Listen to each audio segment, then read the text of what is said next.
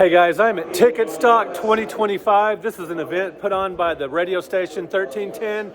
The Ticket, I hear there are arcade games there. We're gonna go inside and check it out, and if I see anything else that you guys might want to take a look at that you might find interesting, we will check that out as well. You can hear the guys talking on the radio. They're here live, and Dirk Nowitzki's supposed to be here later.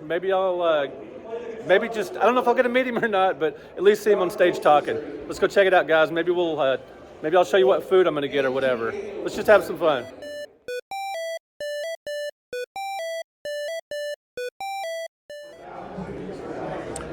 Check it out. There is a vendor section. It's mostly sports cards and things like that, but I'll show you guys some geekier stuff.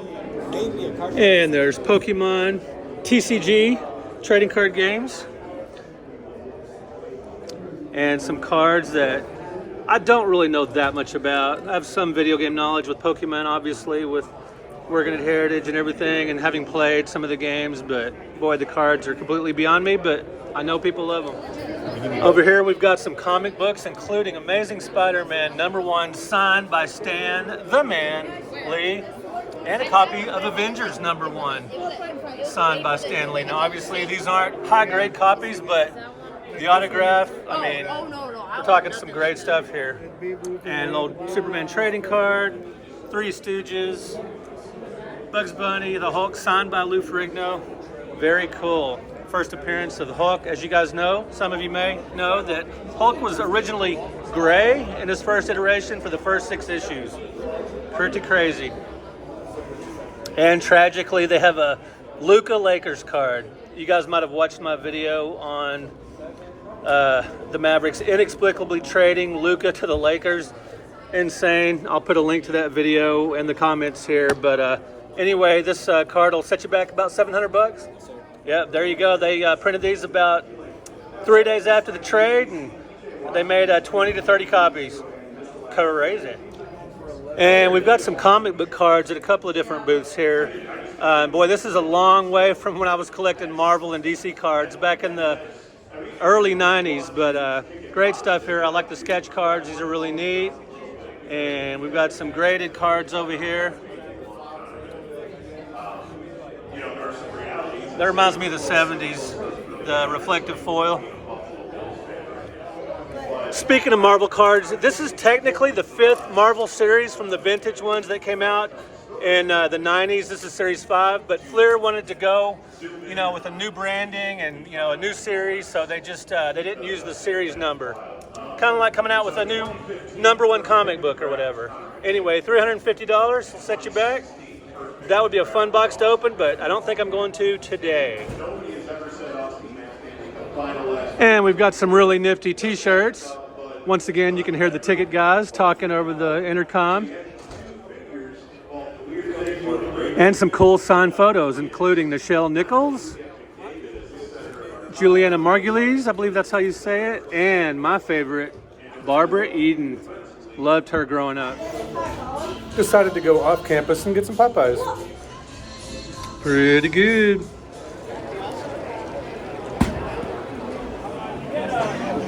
You can throw baseballs and hit hockey balls. I thought you were supposed to use pucks. No, it's like a street hockey kind of thing. Let's see if he can make the next one. Nail it, nail it. Oh, almost. Dart throwing. Cornhole that nobody seems to be playing. It's been empty every time I've walked by. The place is starting to fill up as it gets closer to 6 o'clock, and the anticipation of Mavs legend, Dirk Nowitzki. Is it Nowitzki or Nowitzki? I hear it both ways. All right, guys, now a really, really cool booth. Twin Peaks? Yay! So how did Twin Peaks get its name? Just, the scenic views, we love there. Scenic views, mountains, Colorado. I mean, this is Texas, though. This is Dallas, Fort Worth, Texas. There's no mountains here. We have a lot of mountains here. Oh, we do have mountains. We have a lot. What's your favorite food and or drink at Twin Peaks? When you come to Twin Peaks, you need to get our 22 blonde beer. You need to get that one, or Naughty Brunette, and then you need to get our fried chicken, or our wings. They're so good. You got it. And what is your favorite? Oh, we got business here. My bad. Out of the way. My favorite is probably the the salmon. The salmon. Yeah, it's actually really, really good. It's not bad price. Bold choice, salmon. All right, ladies, thank you very much.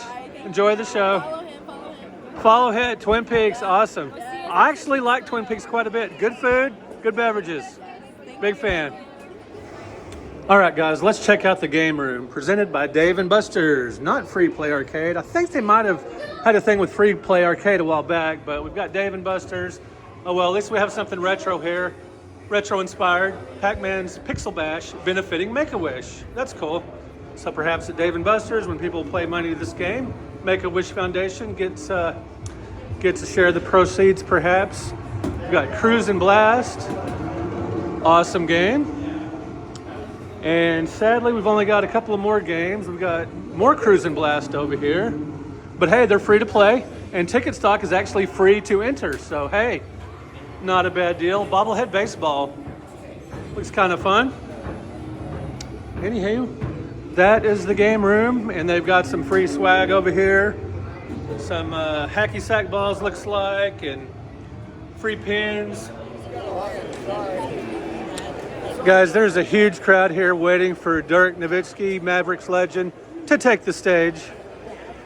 Much anticipation. Valuable player, Finals MVP, 2011 NBA champion.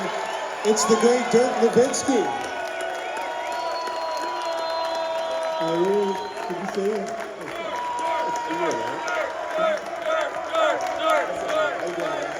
Is that man?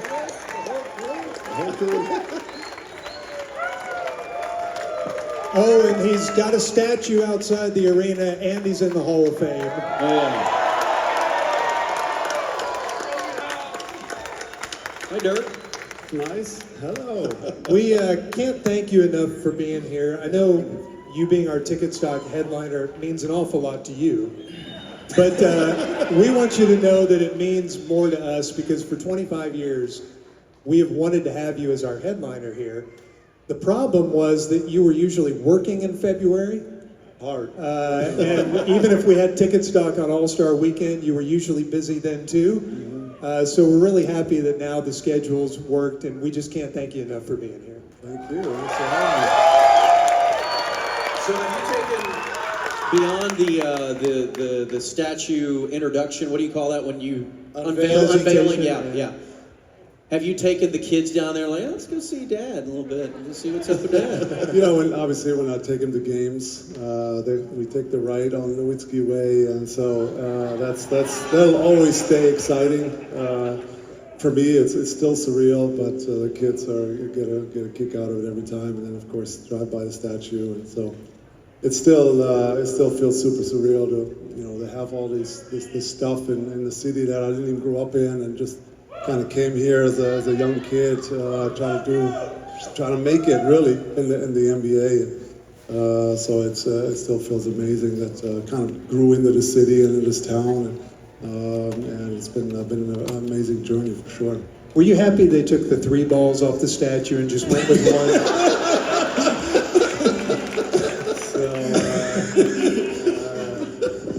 There were some discussions about that. There were some discussions, and I had a little bit of input.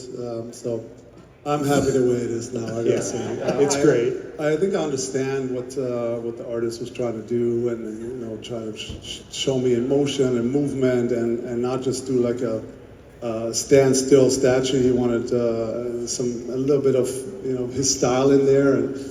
But let's just say the 1 ball looks great. It ended up pretty perfect. It's the perfect statue. Great job.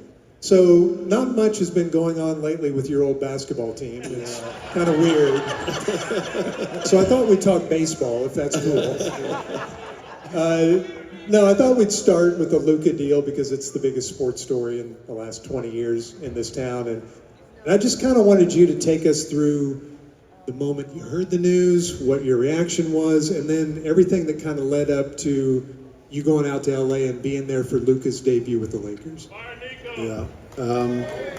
So I was, when I said yes to this, I obviously had no idea this trade was coming. So I gotta say, it's just a tough position for me to be in, and I actually didn't really feel comfortable coming here today. But we obviously have a great relationship with the ticket of you guys for a long, long time. So Heck yeah. we made this happen. But I'm gonna keep this as brief as I can. I don't really want to get into any details of the whole deal. We really can talk baseball if you want. Yeah, we'll do it. We'll talk guitar with Gordo and Oh, it's coming. That'll be a little better for me. But so when I saw the news, I was actually all across on the other side of the world. I was vacation with the family in the Maldives. I'm not sure you guys are familiar with this. It's in the middle of the Indian Ocean. So it's far, far away, and it was the middle of the day because we're 12 hours ahead. And my phone starts blowing up. We're actually about to go to lunch, and then we're leaving that day to travel back, and my phone just starts blowing up left and right. And then I kind of looked on social media, and I think I was as shocked and surprised as everybody was, and actually just spent the next hour kind of just following everything on social media, just making sure this is real, this is happening, and was just, I would say, in awe as everybody, and as surprised as everybody was, and I was trying to wrap my head around what was really happening, and just really couldn't believe it that this is what happened. But then fast forward, coming home, obviously Luka, we texted a bit, of course. I felt a little disappointed and sad for him, I think he obviously didn't see this coming. So he invited me to come out to his first game in LA, and I felt like I had to support him.